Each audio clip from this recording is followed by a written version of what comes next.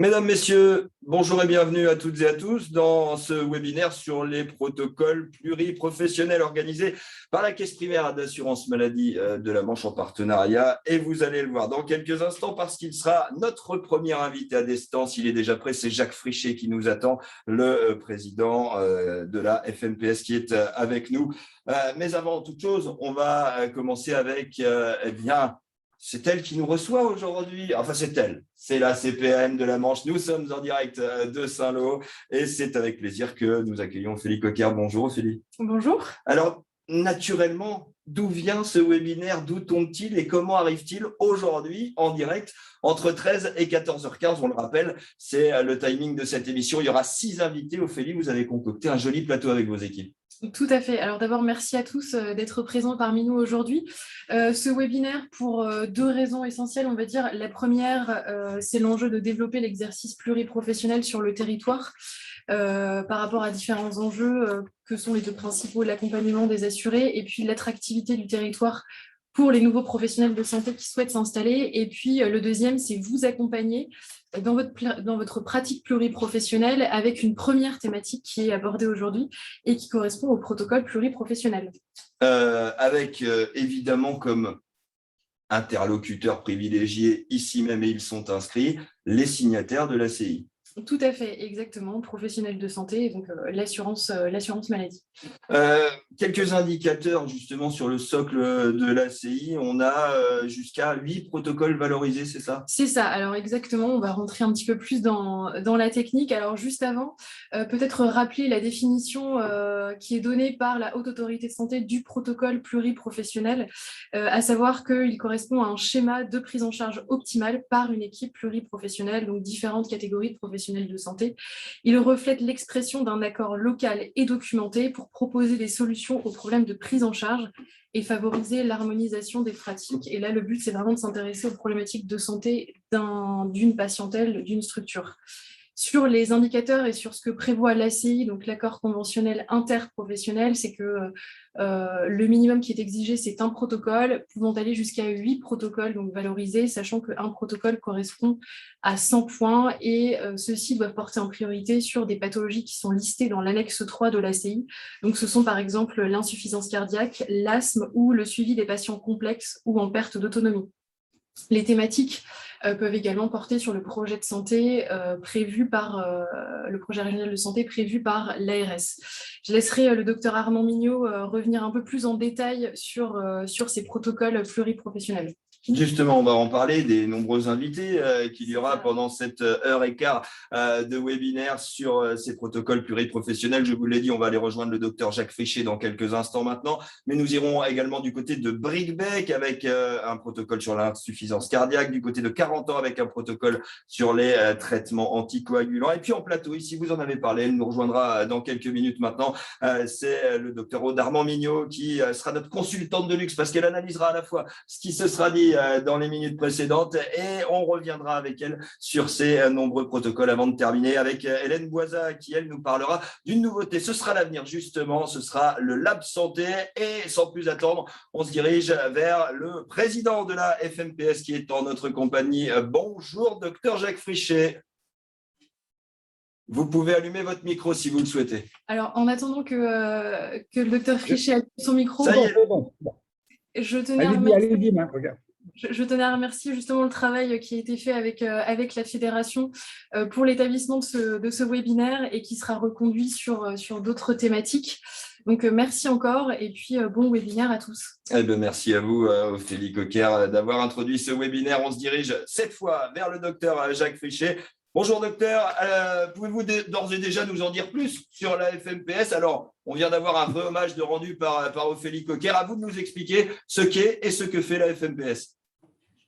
La FNPS Normandie est une fédération effectivement régionale représentant les équipes en maison, pôle de santé et CPTS. Elle a été créée il y a maintenant une dizaine d'années en région pour répondre aux besoins éprouvés sur le terrain par les porteurs et les équipes qui s'engageaient.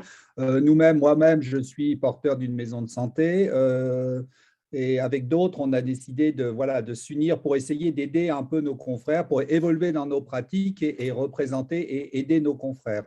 Et c'est une association pluriprofessionnelle. Et donc, on est là en appui pour toutes les équipes qui en éprouvent le besoin. Nous sommes membres aussi d'une fédération nationale avec santé qui a œuvré beaucoup, qui est à la base de la création de la notion de MSP, des ACI, MSP, etc. Donc voilà, donc nous, on est là en rôle d'appui, on est des acteurs de terrain, des professionnels de terrain. Et juste pour ne pas bloquer trop de temps, je suis aussi accompagné par le docteur Boisdin, Guillaume Boisdin, qui est un autre membre de la fédération, qui n'était pas sûr d'être là, donc qui est présent heureusement, et de voilà, Judith Poirier, qui est la chargée de mission de la fédération pour aider toutes les équipes. Voilà, je n'en dirai pas plus long pour le moment, en attendant de rentrer plus dans le sujet. Si on peut y aller justement, docteur, de rentrer dans le sujet, le protocole pluriprofessionnel. Rappelez-nous d'ores et déjà sa définition. C'est une formalisation, une description de façon d'agir entre plusieurs professionnels autour d'une problématique d'un patient, de problématiques de santé. C'est la première chose de confusion qu'on rencontre souvent, les protocoles pluriprofessionnels. On le connaît version HAS, avec des protocoles de je ne sais combien de pages qui sont généralement difficiles à appliquer, pour ne pas dire inapplicables sur le terrain. Donc là, c'est la définition de façon d'agir entre professionnels. Et notre propos va être aussi de démystifier, de dédramatiser ce que c'est qu'un protocole, en essayant de dire il faut faire simple, il faut décrire ce qu'on veut faire. Et la plupart du temps, quand on rencontre les équipes, on commence par décrire ce qu'ils font et dit écrivez-le. Ça doit être quelque chose de simple. Bon, on rentrera un peu plus après, ça c'est les généralités. Ce ne sont pas des protocoles de soins, ce sont des protocoles d'action entre les différents professionnels. Donc, l'intérêt de souligner la nécessité d'une pluriprofessionnalité, ça ne peut être qu'entre plusieurs acteurs de différentes professions autour d'une prise en charge. Et justement, docteur, le lien que vous pouvez créer sur le terrain, vous en avez parlé, le terrain, c'est votre objet initial. Le lien que vous pouvez créer, comment se fabrique-t-il au quotidien par vos équipes? Par des rencontres, par des échanges, nous avons à la fois l'action d'aller sur le terrain, d'aller rencontrer les équipes quand elles en éprouvent le besoin. On a même nous-mêmes initié des webinaires qui ont été faits sur d'autres thèmes, sur des problématiques juridiques rencontrées par les équipes, mais aussi sur ce que c'est qu'un projet de santé, sur des réunions de concertation pluriprofessionnelle, enfin, sur toutes ces thématiques. Nous avons aussi un site internet, je pense que Judith Poirier pourra nous mettre les liens en commentaire, où il y a tout un recueil de questions auxquelles on peut répondre et essayer de mutualiser un petit peu toutes les connaissances. Nous ne nous plaçons pas forcément en tant qu'experts, plutôt en des gens qui ont de l'expérience, et d'aider un petit peu les autres professionnels de par notre expérience, et aussi de profiter des différents membres de la fédération, de tout ce qui peut se faire. Et justement, docteur, cette expérience, elle vous permet, vous l'avez abordé il y a quelques instants, d'être plus simple dans la manière d'expliquer et d'exécuter ces protocoles? On commence toujours par dire faisons simple, et je pousse un peu. Un protocole, ça doit être, on reviendra après dessus, mais c'est quelques heures de travail entre certains professionnels, même si le protocole doit être vu par l'ensemble des professionnels et il y aura une validation d'équipe, bien entendu. Mais c'est aussi, ça doit tenir sur une feuille A4. Je vous répète, c'est de décrire. On reprendra des exemples précis, concrets s'il y a besoin. Mais je pense qu'il y a des professionnels qui allez-y, faites. Reprenez tout de suite. Allez, donnez-nous un exemple. Par exemple, voilà, l'exemple le plus classique, le plus simple, je l'aime bien, même si maintenant il commence peut-être un peu daté, c'est sur la prise en charge des INR, qui est une problématique et plus spécifiquement médecins, infirmières, voire pharmaciens et laboratoires. C'est comment on gère la prise en charge des patients sous anticoagulants. Et ce n'est pas de décrire la façon de faire en tel taux et tel taux, c'est comment on va faire les prélèvements, comment on lit les résultats, comment on les communique aux patients, qui s'en occupe, comment on fait à l'absence du médecin traitant, comment, voilà. Et c'est des choses qui peuvent tenir sur une feuille A4 en disant l'infirmière récupère le résultat, avertit le patient, entre-temps et tel taux, elle est capable de redonner un rendez-vous au patient en avertissant le médecin, mais juste en avertissant sans le solliciter. Et puis, au-delà de tel taux, l'infirmière va téléphoner au médecin sur tel numéro. En absence du médecin, ça sera tel autre, voilà, le secrétariat. Voilà comment on peut résoudre la problématique connue de surdosage, d'accident dû à un surdosage ou un sous-dosage en anticoagulants, en facilitant finalement la vie de tout le monde, de l'infirmière qui n'est pas obligée de courir après un médecin pour savoir quoi faire, alors qu'elle le sait déjà, les médecins qui sont obligés de rappeler je ne sais combien de patients à la fin de la journée, et puis au bout du compte, le patient qui se retrouve avec des résultats non équilibrés, avec toutes les difficultés qu'il peut y avoir derrière d'hospitalisation, voire d'accidents très graves. Docteur, Voilà, c'est dernière chose, très concret. vous l'avez dit, docteur, dernière chose, la simplicité, la simplification de toutes les notions et surtout le gain de temps. On en parle de ce gain de temps. Le gain de temps, c'est un petit investissement en temps, mais qui n'est pas forcément désagréable parce que de se parler, vous n'êtes pas obligé de faire des réunions d'une demi-journée. Voilà, 2-3 réunions d'1 heure, de 2 heures, ça peut suffire à établir un protocole. Et puis après, effectivement, de gagner du temps. Moi, enfin, l'expérience de médecin généraliste, je reprends ce cas-là parce qu'il faut être vraiment très, très concret. On a été une maison de santé assez importante. Quand il fallait passer 3/4 d'heure le soir à rappeler tous les patients sous anticoagulants pour leur dire ce qu'il faut faire, c'était extrêmement fatigant, chronophage. Et là, c'est réglé, fluidifié dans la journée et les infirmières ont la fait compétence pour juger de ce qu'il faut faire dans un certain cadre. Et que voilà, donc les patients ont une réponse dans la journée et on s'est aperçu que les patients étaient nettement mieux suivis.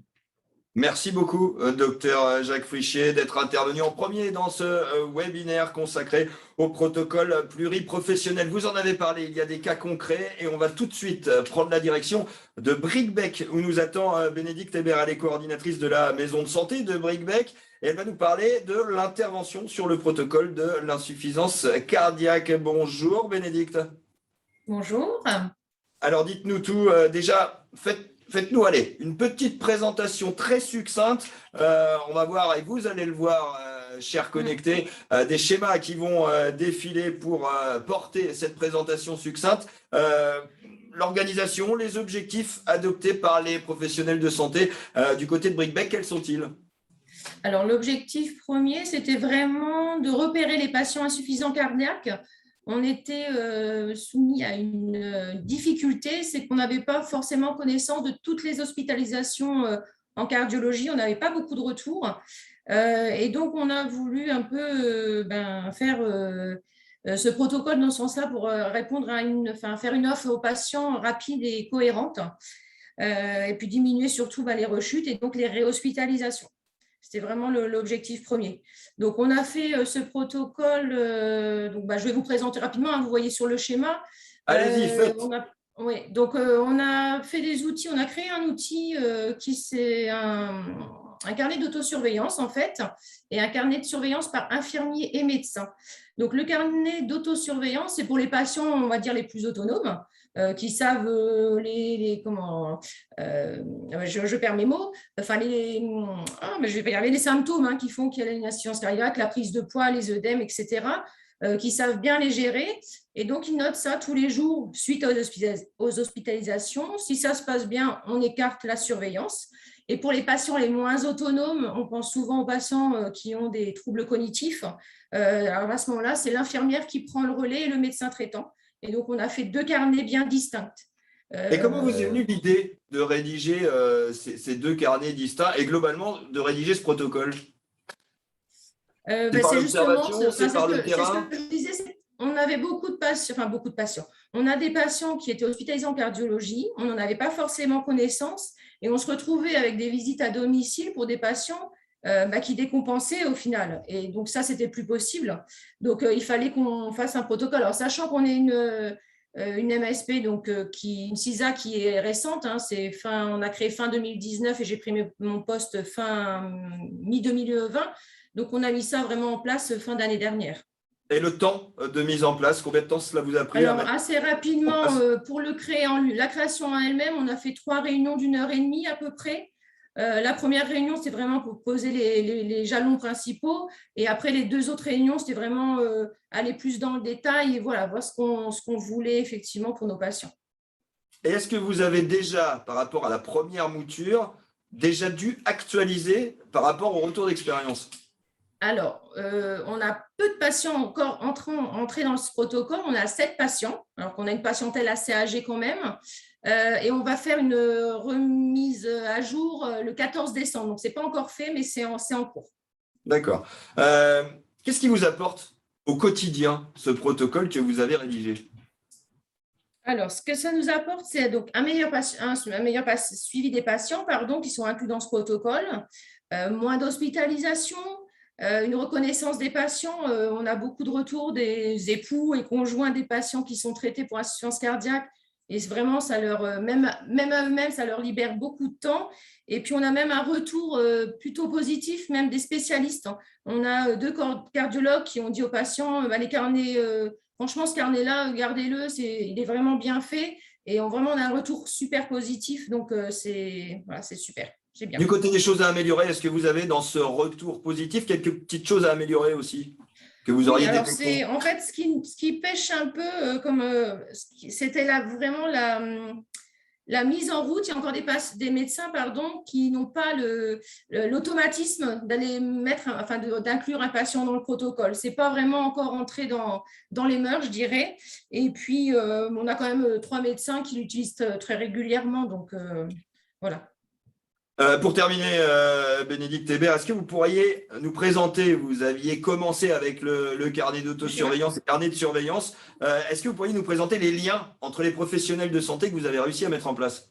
Alors justement, donc, dans notre difficulté à avoir des retours de la cardiologie, on s'était dit que les pharmaciens et les infirmiers étaient en première de cordée, je dirais, parce que le pharmacien, quand le patient vient chercher son ordonnance de traitement d'une quinzaine de jours, les infirmiers souvent parce qu'ils avaient justement des soins à pratiquer auprès des patients. Donc, ces deux professions pouvaient avertir le médecin traitant et donc informer et demander aux patients de reprendre dans les 15 jours qui suivaient l'hospitalisation le rendez-vous avec le médecin traitant. Les pharmaciens et les infirmiers pouvaient aussi faire de l'éducation thérapeutique, des conseils pour surveiller la tension, surveiller le poids, etc. Et puis, donc ensuite, quand la consultation était faite avec le médecin, on remplissait le carnet de surveillance avec le médecin et puis on organisait vraiment les suivis avec les cardiologues. On a la chance d'avoir une infirmière azalée dans notre MSP. Donc là, elle aide au sevrage tabagique, les règles d'hygiène, hygiéno-diététique. Elle proposait l'année dernière des ateliers de marche pour un peu, parce que les patients insuffisants cardiaques ont souvent tendance à plus trop faire d'activité alors qu'il faut marcher, même si c'est en plus petite dose. Et puis, on a en relation aussi avec les kinés de notre MSP pour l'aide à la marche, en retour à l'activité, mais tranquille. Voilà. Alors, vous l'avez dit, on va conclure là-dessus il y a quelques instants. Globalement, c'est quand même extrêmement positif. C'est très positif et puis c'est vrai que on travaille aussi beaucoup les uns avec les autres. Ça permet d'être en lien avec les autres professionnels. Ça, c'est très bien.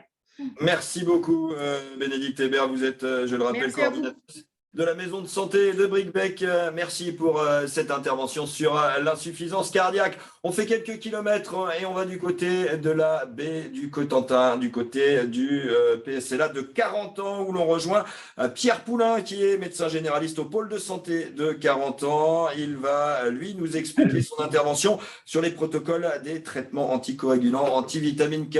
Bonjour Pierre Poulain. Bonjour à tous et à toutes. Bon, dites-nous, de la même manière que Bénédicte Hébert vient de nous le dire, détaillez-nous la naissance, la genèse de ce protocole. Oui, en fait, on se réunit régulièrement au sein du pôle, notre équipe pluriprofessionnelle, donc infirmiers, podologues, enfin tous ceux qui font partie du pôle, et ceux qui ont quelque chose à amener ou une difficulté par rapport à une situation, viennent à ces réunions, donc on fait à peu près tous les 15 jours. Et lors de ces réunions, Hélène Roman, qui est infirmière dans le pôle, a exprimé une difficulté particulière par rapport à la prise en charge des INR, justement, ce dont parlait Dr Frichet en début, qui est vraiment un cas classique. En fait, l'infirmière se retrouvait face à un patient qui lui demandait que faire par rapport à un INR qui était inadaptée et ça ne fait pas partie à l'origine de ses compétences professionnelles. Donc, elle se mettait en difficulté et comme elle avait du mal à nous joindre au moment où le patient le demandait, elle se retrouvait en difficulté à ce moment-là. Donc, elle en a fait part au groupe et on a dit qu'il fallait qu'on trouve une solution pour améliorer ça, améliorer la communication entre nous et peut-être améliorer la possibilité que les différents intervenants puissent être autonomes par rapport à ça. Donc, on a créé un groupe de travail autour de cette difficulté et c'est Hélène Roman qui était motivée par rapport à ça, a invité donc, le médecin biologiste qui est du laboratoire de 40 ans et de Saint-Lô, les différents pharmaciens de 40 ans et différentes infirmières des différents cabinets infirmiers, les médecins généralistes, et puis est-ce que j'oublie quelqu'un? Oui, et puis notre coordinatrice, pour essayer de réfléchir à ça et de trouver comment on allait faire pour répondre, comme le docteur Frichet l'a dit tout à l'heure, à la situation concrète d'une inadaptation de l'INR par rapport au traitement, à comment répondre aux patients et quelle solution lui trouver. Donc, il fallait répondre, comme c'est noté, à quand est-ce que le protocole peut être mis en route, donc, et quand on intervient avec quelle personne, donc qui intervient, comment, quels vont être ses modes d'action par rapport à tout ça. Donc, on a pu en discuter et c'était vraiment très riche parce qu'il y a eu plein de choses qui ont été créées, des solutions vraiment, alors qu'avant, ça pouvait être compliqué, qui ont facilité les choses. L'exemple typique, c'est que des fois, les patients demandaient comment adapter l'INR, mais l'infirmière n'avait pas le résultat et il fallait qu'elle se fie à ce que le patient lui disait avec le risque de mauvaise interprétation du patient des chiffres. Donc, c'était déjà une problématique. Donc, le médecin du laboratoire a mis en sorte une façon sécurisée d'informer les infirmières et les pharmaciens qui voulaient bien intégrer ce protocole. Et voilà, c'est plusieurs choses simples comme ça qui ont été mises en évidence et qui ont permis une bonne fluidité de la formation. Docteur Poulain, vous avez mis combien de temps à non seulement mettre en place l'équipe, mais à rédiger le protocole en lui-même? Hélène Roman, elle a fait face à une bonne volonté de chacun. Donc, la réunion a eu lieu assez rapidement. Si je me rappelle bien, c'est 1 mois et demi après, avec toutes les personnes que j'ai décrites. Donc, ça fait du monde à réunir. Et tout le monde était intéressé par ce sujet. Ensuite, la réunion, ça a duré là, un peu plus longtemps que nos réunions d'habitude qui font qu'une demi-heure. Là, on avait prévu 1 heure et je crois qu'on avait fait peut-être un peu plus, à 1 heure et quart, mais on a tenu un délai qui était intéressant. Et après, il fallu passer à la rédaction.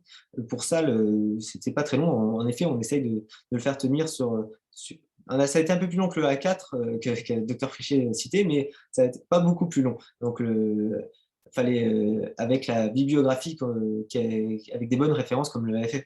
Donc, on parle d'Avec Santé, anciennement FFMPS, que c'est en 2018 qu'on avait créé notre protocole, mais avec des référentiels. Donc, ça permet.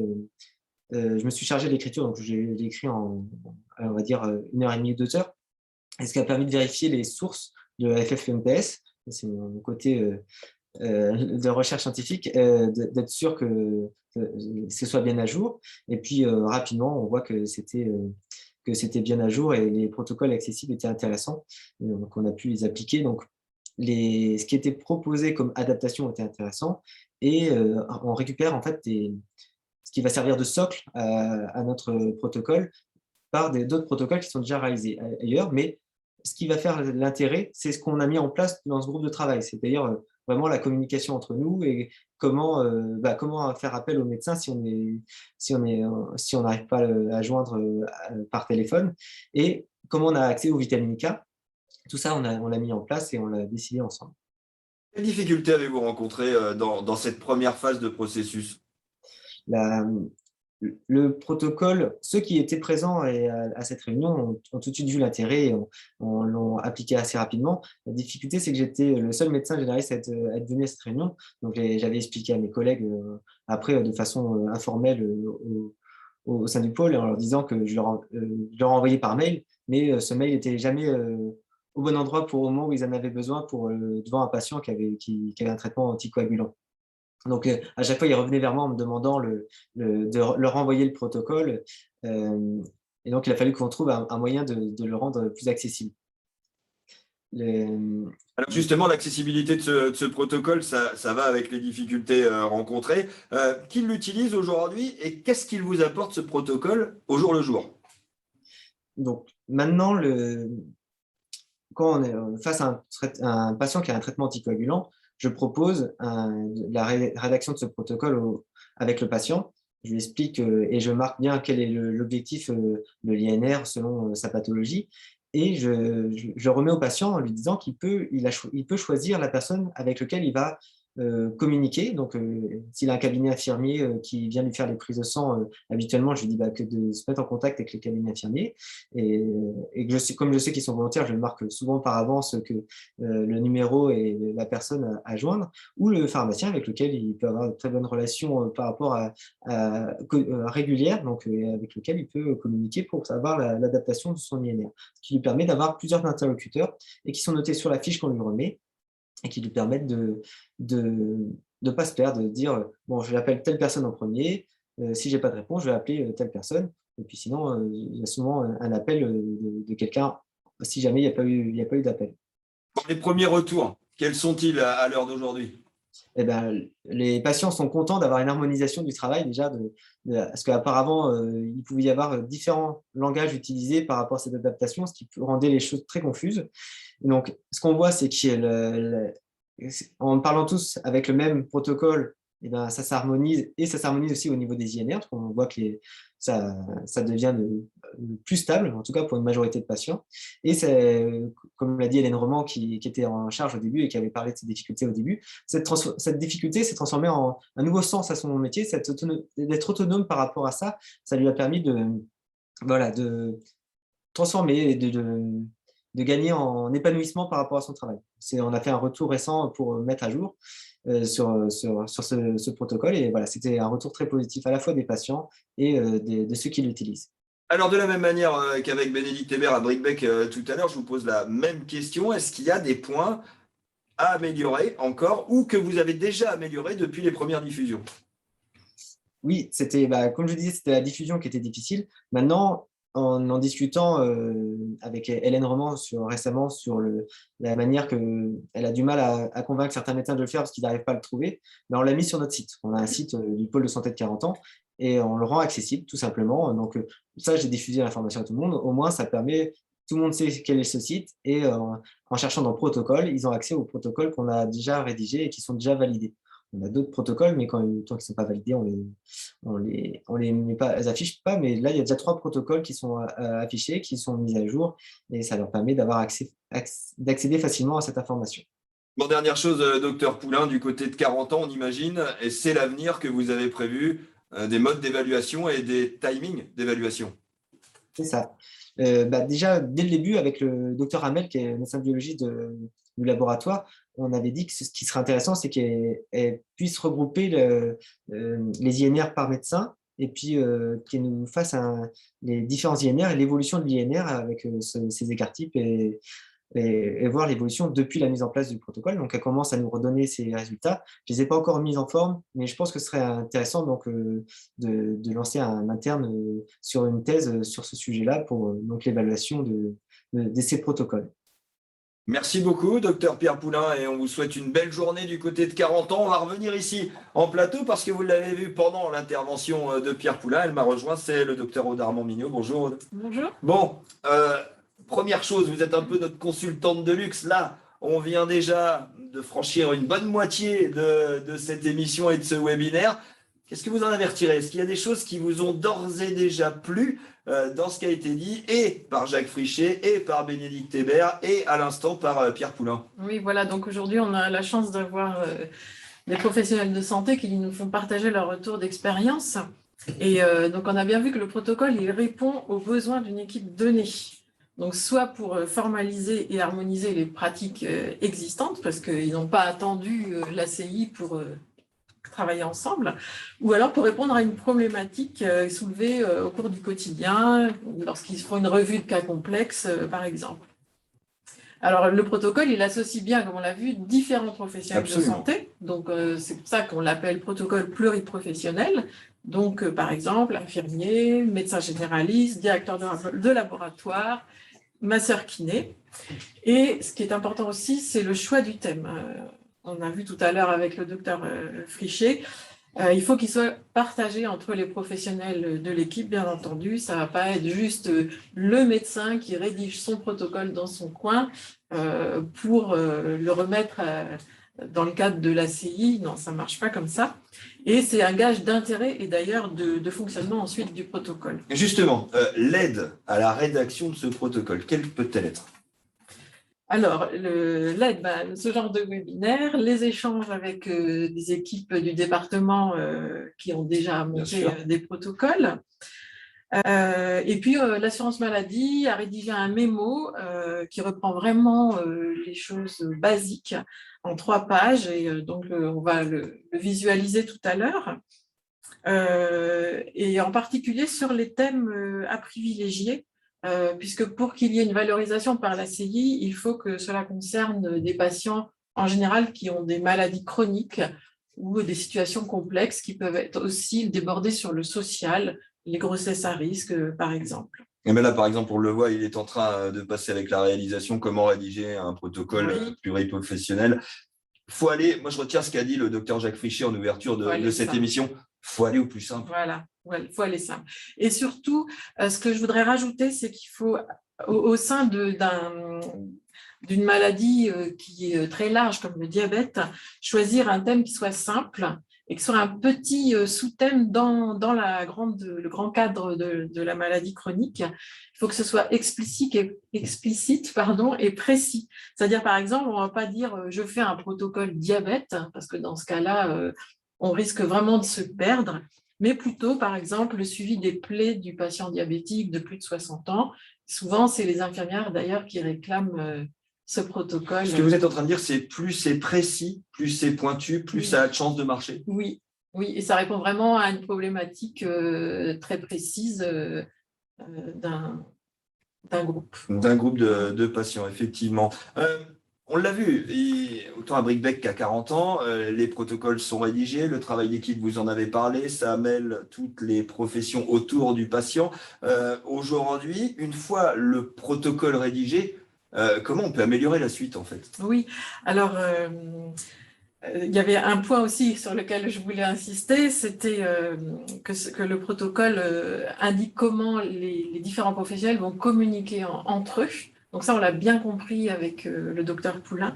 Et important aussi, savoir où on va trouver ce protocole. Donc l'idée, par exemple, de le mettre sur le site Internet. Justement, la suite, c'est ça. C'est pas mal. Sur le site Internet. Mais est-ce qu'il y a d'autres moyens que le site Internet? Est-ce que vous avez identifié d'ores et déjà aujourd'hui, et peut-être on pourrait retourner vers le docteur Poulain ou vers Bénédicte Hébert, d'autres moyens de réussir à le diffuser? Alors après, ça dépend du type de structure. C'est vrai qu'une petite structure, par exemple, elle pourra se contenter d'un gros classeur. On a déjà vu ça.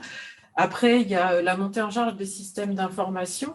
Donc, effectivement, parfois, quand une structure se constitue en pôle, les médecins ont de leur côté leur système d'information, leur logiciel médical. Les infirmiers en ont un autre.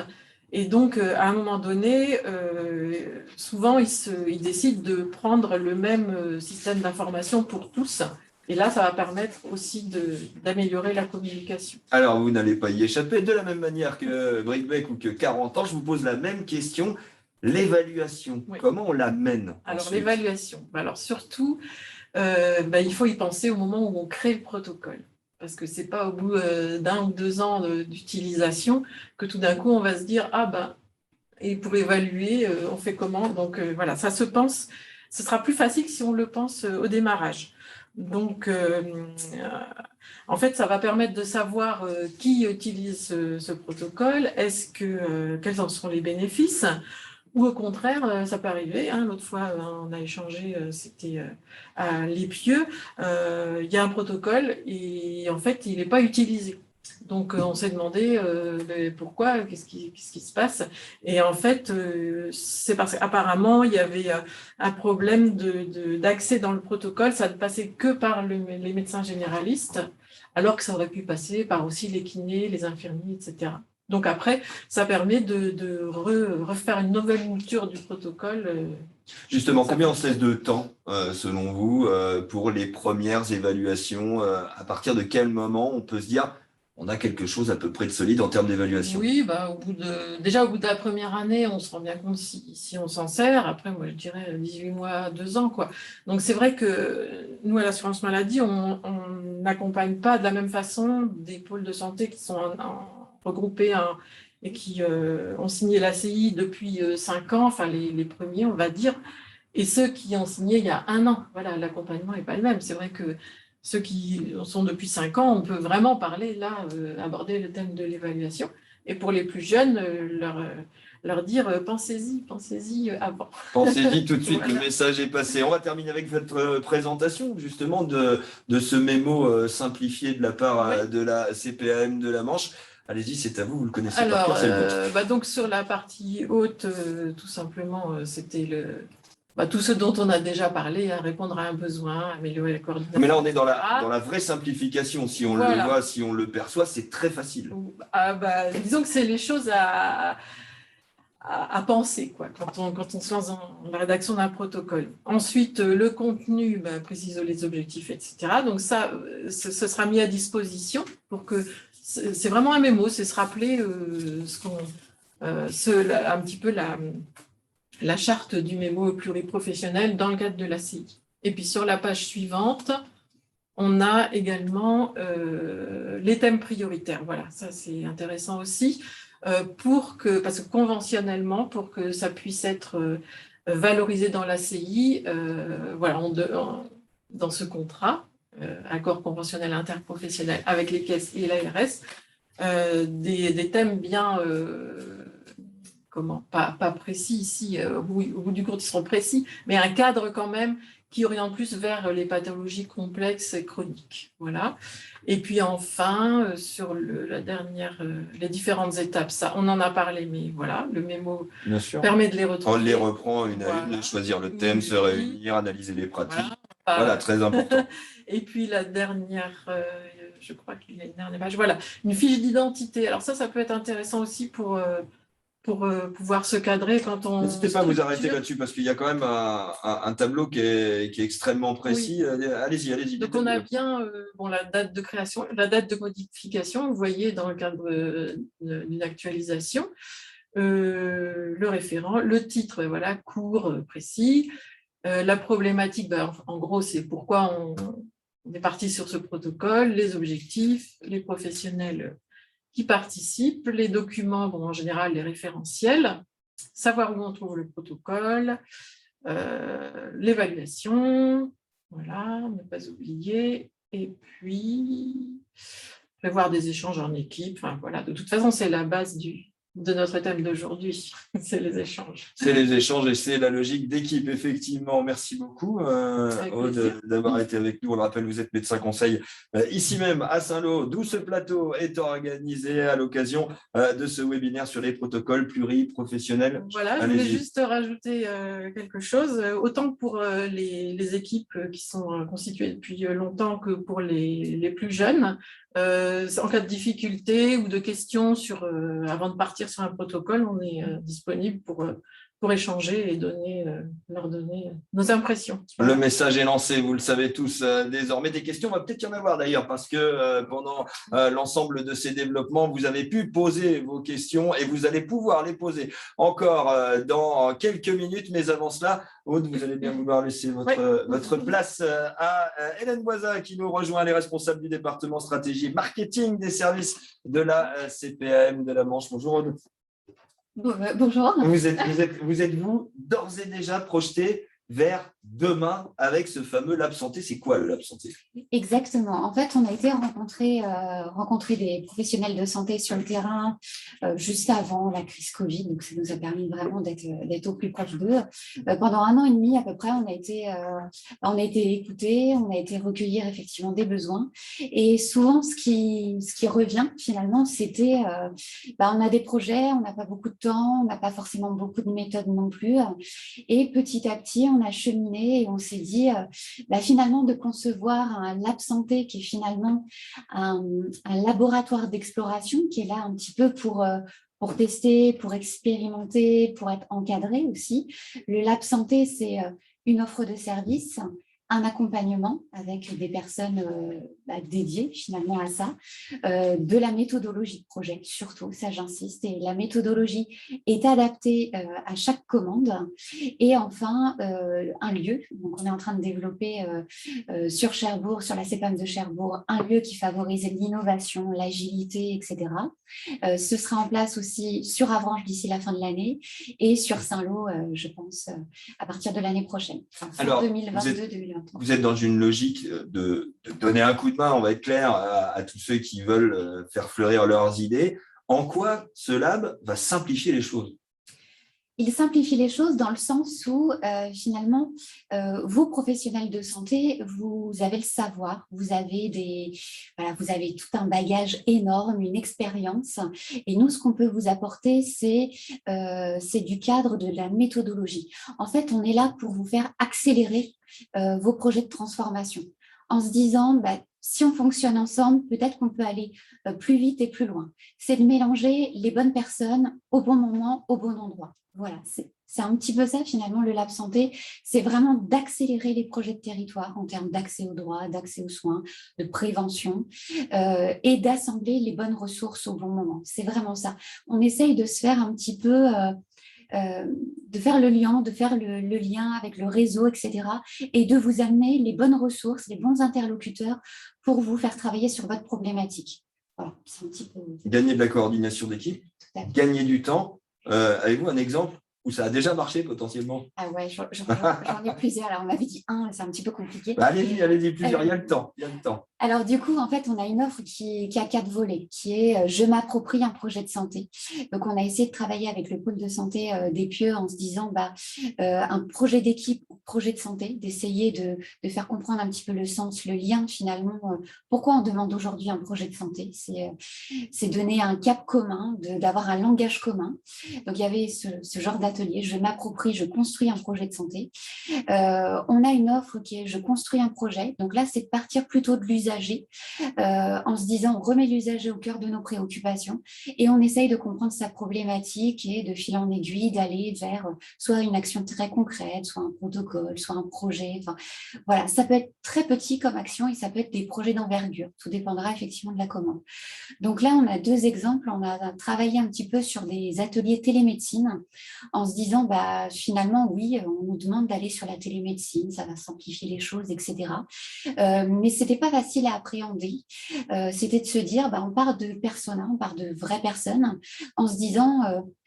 comment je fais quand je suis une maman débordée avec des enfants, quand j'ai des patients chroniques, en EHPAD. Donc, on a créé en fait des scénarios d'usage avec les équipes pour essayer de se dire concrètement comment on appréhende ce nouvel outil et comment je l'utilise. Voilà, j'ai mon patient en face de moi jusqu'à la facturation, jusqu'au paiement. Comment ça se passe? Donc, on a vraiment tout décortiqué avec des scénarios d'usage.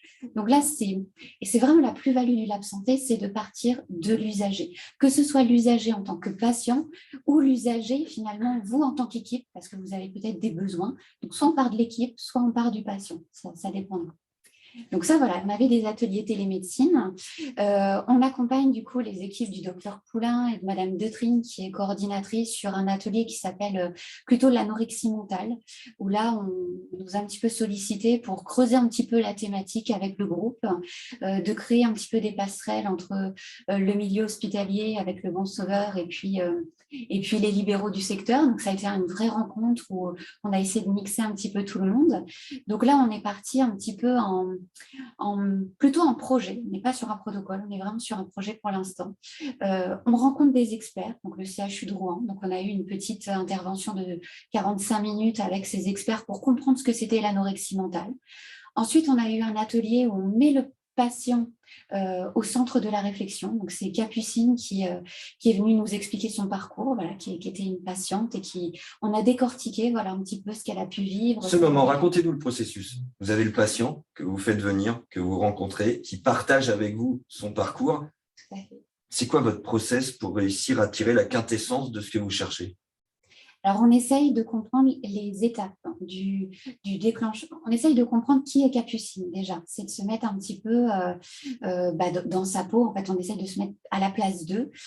Donc, voilà, d'essayer de comprendre un petit peu sa personnalité et qu'elle nous récite un petit peu son récit de vie, comment ça a commencé, et c'est là que c'est intéressant parce que c'est le parcours global. C'est pas à un moment donné Capucine qui arrive chez le médecin et que j'entends la problématique le jour même.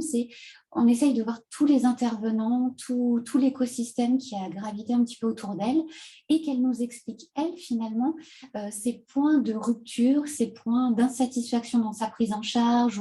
Ce n'est pas que sur sa prise en charge, c'est vraiment beaucoup plus global. Donc, en fonction de ce qu'elle raconte, nous, on note à un moment donné ces points de rupture pour essayer d'y travailler dans un second temps derrière. Donc, on rencontre des experts, on met le patient au cœur du sujet et on essaye d'avoir son parcours global. Et ensuite, on a fait un atelier plutôt courant octobre, si ma mémoire est bonne, en se disant, par rapport à ce qu'a pu dire Capucine, par rapport au retour des professionnels de santé, de leur vécu, etc., qu'est-ce qu'on est prêt à construire aujourd'hui ?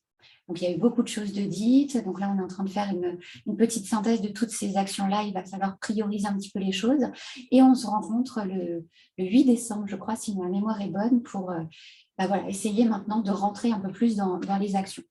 Donc, et là où notre rôle est intéressant, c'est qu'on essaye vraiment de mettre en lien les bonnes personnes au bon moment et d'essayer de tirer des ficelles. Cette logique d'équipe, tous en ont parlé.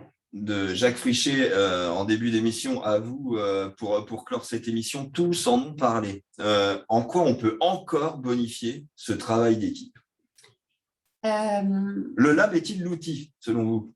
C'est un outil. Alors, c'est un outil qui, effectivement, sera à votre disposition et que vous pourrez activer, mais vous pouvez le faire sans le lab. En fait, tout dépend effectivement de la relation que vous avez avec vos équipes, la maturité que vous avez sur un sujet, des méthodes que vous avez déjà mis en place. Voilà. Le lab n'est pas la solution, n'est pas l'outil, mais fait partie d'un des outils que vous pouvez activer. Vraiment, là, on insiste là-dessus. Ça ne va pas tout voilà, on n'est pas là pour vanter complètement qu'il faut passer par le lab, mais en tout cas, ceux qui en ont besoin et qui souhaitent être accompagnés là-dessus peuvent le faire sans problème. Et ce qu'il faut se dire aussi peut-être, c'est de s'accorder un petit peu de temps pour en gagner. C'est aussi ça, à un moment donné, le lab, c'est de se mettre un petit peu en off et en petite capsule en se disant, voilà, OK, là, on se met tous ensemble au même moment et on travaille avec un but commun. Merci, Hélène Boisin. C'était parfait comme développement. Le Lab Santé, c'est donc un des outils d'avenir. Vous l'avez compris, on va clore cette émission par la dernière partie très intéressante parce qu'elle va aussi montrer ce que vous avez pu avoir comme difficulté à percevoir dans les différents développements ou au contraire là où vous souhaiteriez, vous qui êtes inscrit 24 pour le moment sur ce webinaire, vos questions, vous pouvez les poser en direct, vous les avez peut-être déjà posées, c'est pour ça que je vais me tourner vers Julie Mézel qui doit être avec nous. Julie, est-ce que vous avez d'ores et déjà des questions et si oui, pour lequel de nos intervenants ? Alors, à ce stade, nous n'avons pas de questions. Alors en avez-vous les intervenants ? Est-ce que la réalisation, par hasard, pourrait me mettre l'ensemble des intervenants, qu'on les voit lever la main s'ils ont besoin de le faire pour poser leurs questions ? Le docteur Pierre Poulain, il va se poser une question à lui-même, Pierre, non ? Vous allez vous poser une question. Allez, dites-moi, Pierre. Je voulais rebondir sur l'idée de la cohésion d'équipe. En fait, il y a évidemment le travail, mais il y a aussi les choses qu'on fait à côté. Pour dire une des réflexions récentes et qui a bien fonctionné, on a acheté une machine à café commune.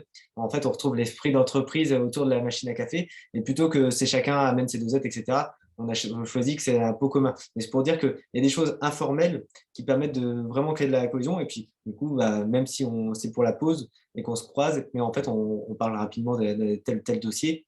Et au final, ça permet d'une plus grande fluidité. Donc, c'est pour dire que oui, je pense qu'il y a des choses sur la convivialité qui sont importantes pour la cohésion du groupe. De la même manière, Bénédicte, on va peut-être vous redonner la parole quelques instants à la lumière de tout ce que vous avez pu entendre, vous, du côté de Brickbeck dans cette émission. Est-ce qu'on sent qu'on est dans le vrai quand on entend plein de petites choses qui nous rappellent nos choses, comme ça peut être pour vous le cas ? Ah bah, complètement. Là, je vais réagir un peu sur les INR. On avait cette problématique aussi de savoir quand un médecin n'était pas là, qui pouvait gérer un INR adapté. Donc, on a aussi fait un protocole. Alors, je pense qu'il est un peu plus compliqué que celui du docteur Poulain, mais en tout cas, il fonctionne.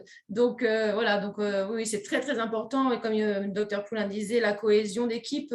Nous aussi, on a des machines à café, mais elle est un peu excentrée. C'est un peu plus compliqué. Mais c'est super important, effectivement, de travailler en commun pour le bien de nos patients. Voilà.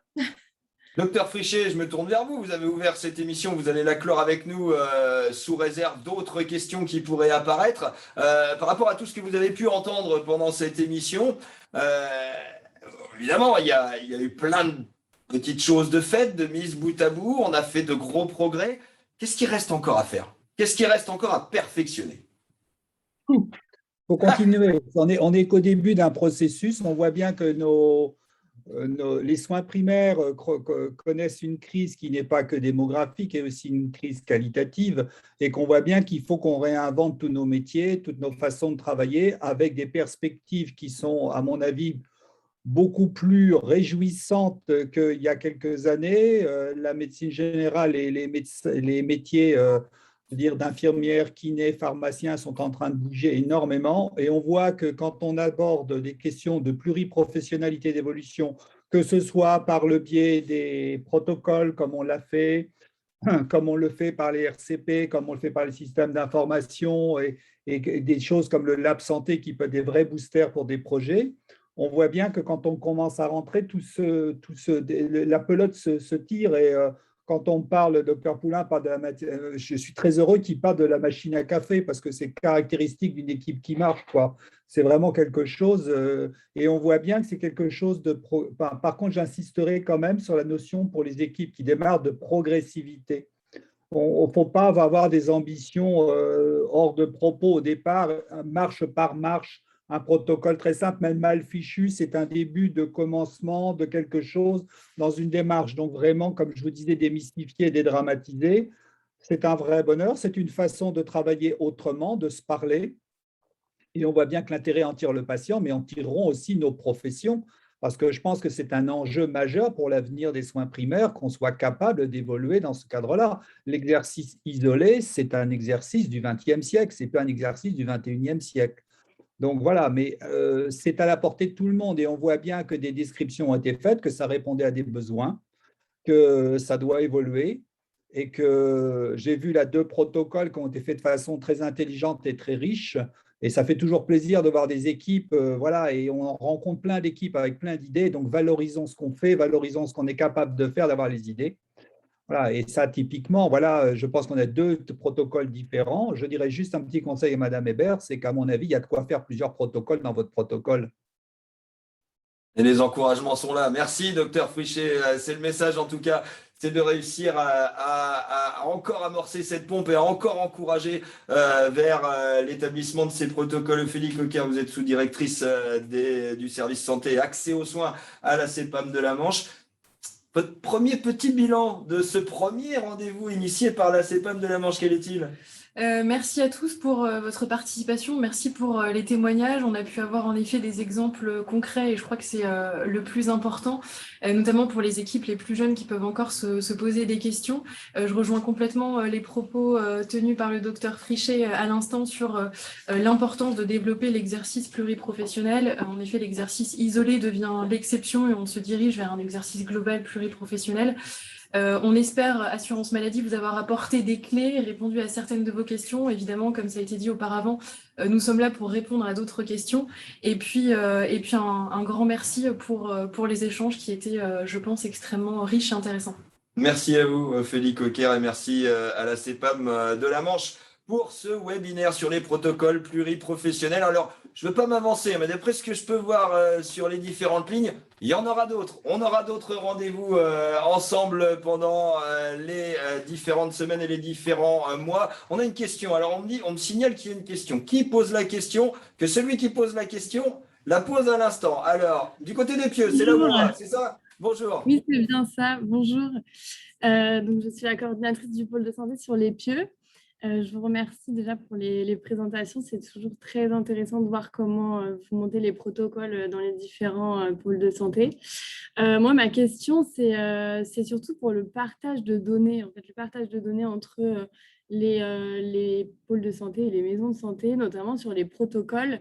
Moi, je le fais, on m'en demande parfois, est-ce que vous avez un protocole sur tel sujet? Moi, je le fais, mais je trouve que ça pourrait être vraiment optimisé pour que quand on se lance dans un protocole, on puisse avoir vraiment une multitude d'exemples. Et aussi, je pensais par exemple à peut-être avoir une vidéo de 5 minutes de présentation qu'on pourrait regarder en replay par la personne, enfin l'équipe qui a monté le protocole. Enfin, c'est toujours assez difficile quand on se lance dans un protocole de vraiment avoir un maximum d'informations de façon déjà un peu synthétisée et condensée. Voilà. Alors, merci pour votre question du côté des Pieux, mais je vois votre nom de famille, probablement Naslin ou Nasline, mais je ne connais pas votre prénom et c'est quand même plus sympa d'avoir les deux. Donc, Nathalie Naslin. Nathalie Naslin, Ophélie Coquer, je me tourne vers vous pour la réponse. Peut-être en avez-vous tout du moins une bribe à apporter à Nathalie du côté des Pieux? Alors merci pour la question. En effet, je n'aurais pas une réponse concrète à apporter aujourd'hui. Si je comprends bien, l'idée, ça serait d'avoir plutôt une base de données un peu partagée avec des exemples concrets. Et pourquoi pas un témoignage d'un PS ou d'une équipe qui a porté le protocole. En effet, c'est une idée et en tout cas, on prend en note votre remarque. Et on va voir ce qu'on peut faire sur le sujet, mais je comprends qu'en effet, en tout cas, ce que je vois dans cette question, c'est le besoin peut-être d'échanger entre structures sur ce qui a déjà été établi, comment ça a été fait et quels sont les résultats. Oui, alors, il y a un groupe de WhatsApp de coordinateurs avec la FMPS. On a dedans un drive où on peut partager de l'info, mais c'est vrai que ce n'est pas encore très étoffé, on va dire. Et je pense qu'il pourrait y avoir peut-être un travail pour essayer de récolter pas mal d'infos et de vraiment faciliter l'accès à cette information. Je pense qu'en effet, le docteur Frichet a aussi pris note de la question et c'est quelque chose qu'il faut imaginer à plusieurs voies. Docteur Frichet, vous pouvez peut-être apporter un élément de réponse. Tout à fait. Il y a une structuration qui est en cours au niveau des coordinateurs qui nous a semblé quelque chose d'absolument fondamental pour nos équipes. Les coordinateurs étant pour nous des membres à part entière de l'équipe, et il faut qu'on travaille sur ces notions en sachant toujours la précaution qu'on ne fera pas de copier-coller. Je sais bien que ce n'est pas votre propos, mais qu'on ne fera pas de copier-coller d'un protocole puisqu'un protocole est spécifique à chaque équipe. La gestion des INR par le docteur Poulain ne sera pas le même qu'à Neufchâtel, ne sera pas le même qu'à d'autres équipes à Bricbec ou à Croisy-sur-Andelle, où les protocoles seront différents. Mais bien entendu, sinon, de travailler aller un peu plus loin, on est en train d'essayer d'imaginer effectivement, pourquoi pas, des petites vidéos sur la méthodologie de construction d'un protocole et non pas comment on fait tel protocole ou tel protocole, puisque à chaque fois, ce sera du sur-mesure. On ne va pas tous acheter des chaussures pour tout le monde parce qu'il y en a qui font du 37 et d'autres du 42, donc ça n'irait pas. Donc, mais on voit bien que la méthodologie pour choisir une bonne paire de chaussures, on peut peut-être la trouver. Effectivement. Alors, merci, docteur Frichet. Je me tourne vers Julie Mezel. Vous avez cette fois des questions, Julie?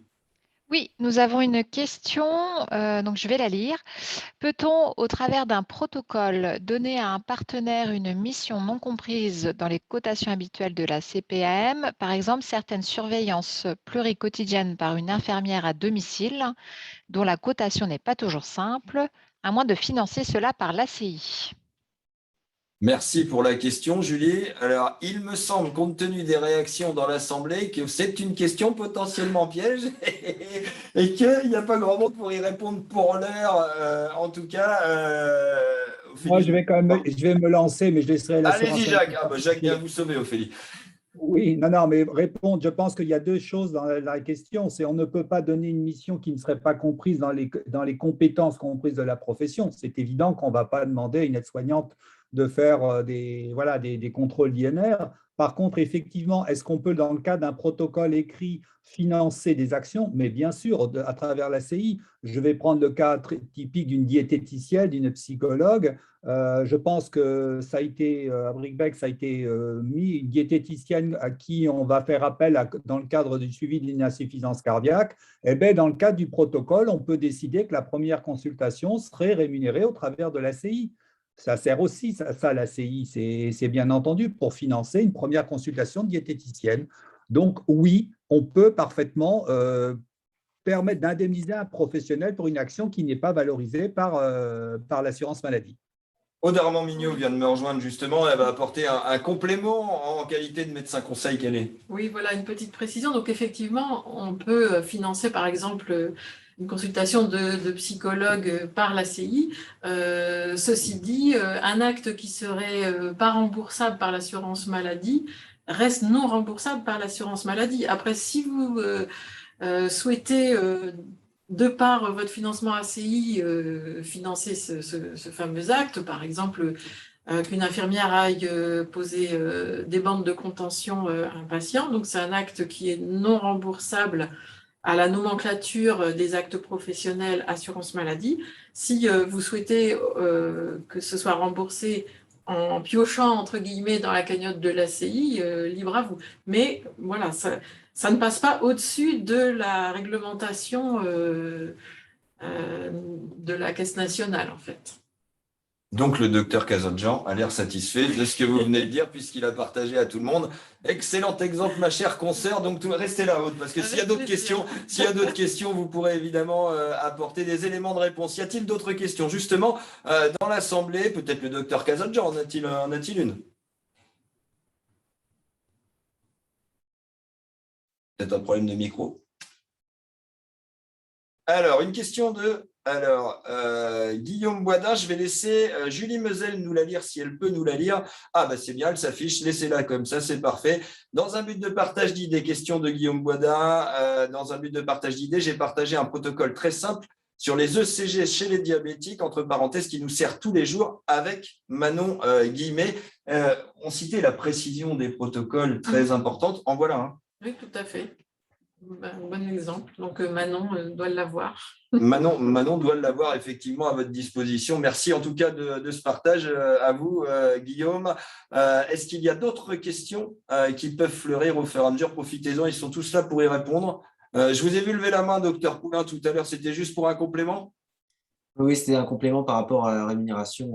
Nous aussi, on a un projet, je t'ai donné un exemple, on a un projet post-AVC où quand ils ne sont pas pris en charge dans un centre de rééducation, les patients n'ont pas pour moins des problèmes parfois psychologiques suite à cet AVC. Et du coup, on a pris en charge dans ce cadre-là les 2 consultations par un psychologue et des évaluations par un neuropsy aussi. Donc, comme ce n'était pas pris en charge par l'assurance maladie, c'est sur notre fonds ACI qu'on les prend en charge. Donc, voilà, pour donner un exemple. Merci bien pour cette dernière précision.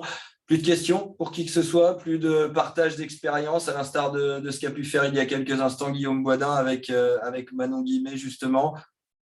Tout le monde a eu si, en tant que kiné, il est difficile, alors ça va s'afficher dans quelques instants. En tant que kiné, il est difficile de faire des fiches d'auto-rééducation. C'est Émilie Brimbinet qui partage, car souvent, les images ne sont pas libres de droit. Il serait intéressant d'avoir une banque d'images disponible. Qui est en capacité de répondre éventuellement à ça? Parce que là, on est sur il serait intéressant. Après, il y a probablement plein de droits administratifs qui rentrent en ligne de compte. Donc, est-ce que quelqu'un est en capacité de répondre à ça parmi l'Assemblée? Alors, si je peux me permettre, ça rejoint la même question que tout à l'heure sur l'idée d'une base de données partagée. Nous, c'est une remarque qu'on va prendre en compte. On comprend en effet tout à fait l'intérêt. Malheureusement, on n'a pas de réponse concrète à apporter puisqu'il y a un certain nombre de points à vérifier. Mais merci pour cette question qui pourra en effet avoir un impact ultérieurement. Merci à vous, Émilie Brimbinet. J'espère avoir bien prononcé votre nom. Et si vous me dites oui, c'est que ça va. Parce qu'on vous a tous ici dans l'ensemble. Alors, plus de questions. Il est 14h passé de 2 minutes. Il va nous rester à vous remercier. Évidemment, Ophélie Coquer l'a déjà fait. Je remercie à mon tour l'ensemble des intervenants. Je remercie les équipes de la CPAM Manche qui ont beaucoup œuvré pour ce premier webinaire. On espère qu'il vous aura captivé autant que nous. Le fabriquer, on se donne rendez-vous très bientôt dans cette nouvelle forme d'information. Merci à toutes et à tous. Et on se retrouve très vite sur LinkedIn. Cette émission sera rediffusée ainsi que sur les réseaux sociaux des uns et des autres. Merci à tous d'y avoir participé et on se dit à très bientôt. Au revoir, merci. Au revoir, merci. Au revoir.